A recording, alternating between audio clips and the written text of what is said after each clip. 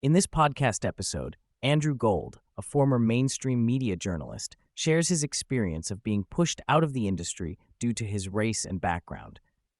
He describes how he was told that he needed to be replaced with someone from a minority background, despite being a journalist with years of experience and talent. He expresses his frustration at the arrogance of the decision-makers and the way they dismiss people based on their appearance. Gold discusses Diamond Diversity, an organization that tracks the representation of minority groups in the media. He reveals that the statistics show that minorities are significantly overrepresented on TV, especially in children's TV and comedy. He points out the irony that the gatekeepers of diversity, who are predominantly women, are the ones making decisions about hiring male directors and writers. Gold highlights the skewed narrative perpetuated by the media and the need for a more accurate representation of diversity.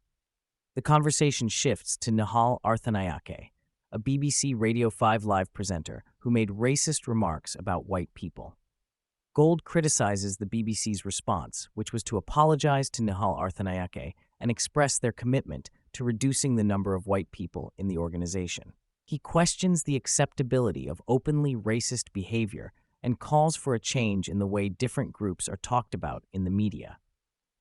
Gold expresses his frustration with the double standards and the lack of accountability for such behavior.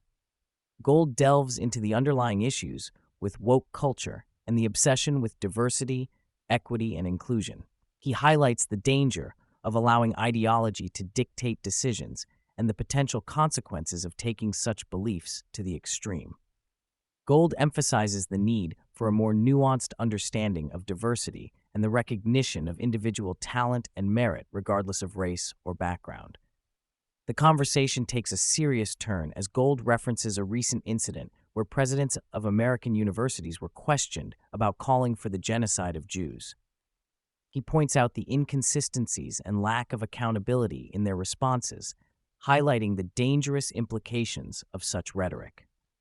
Gold emphasizes the importance of holding individuals and institutions accountable for their actions, regardless of their position or background.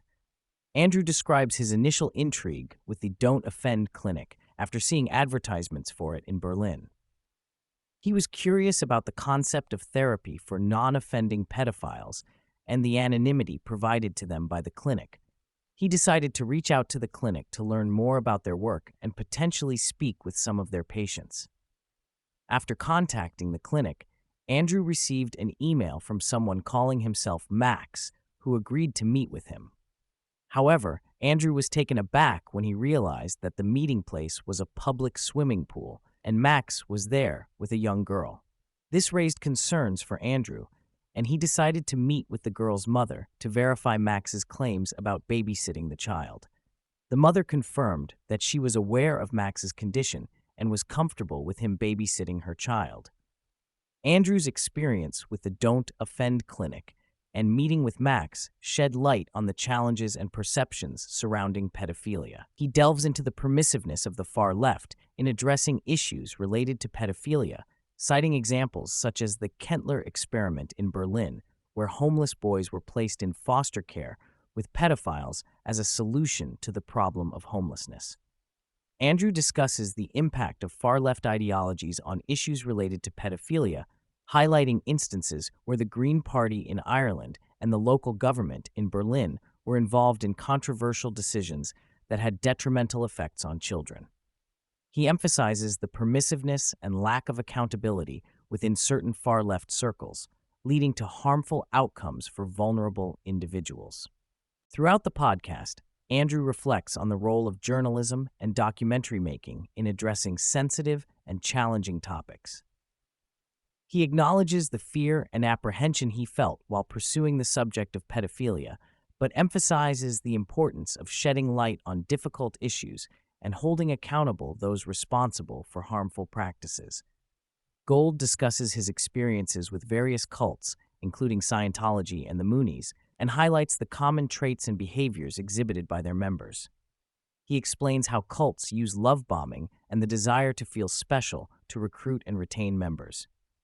The conversation delves into the psychology of cult members and the role of narcissism in their susceptibility to joining cults.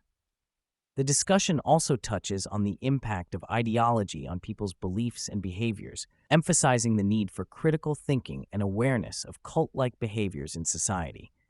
The conversation delves into the influence of ideology and victimhood mentality on people's behavior.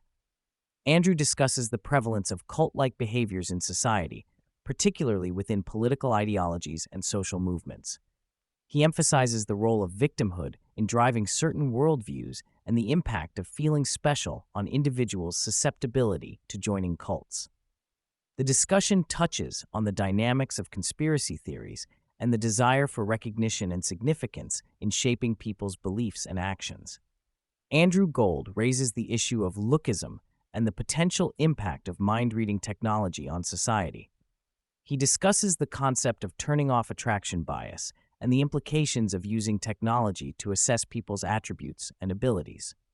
The conversation highlights the ethical and social implications of such advancements, including the potential clash between individual autonomy and societal expectations.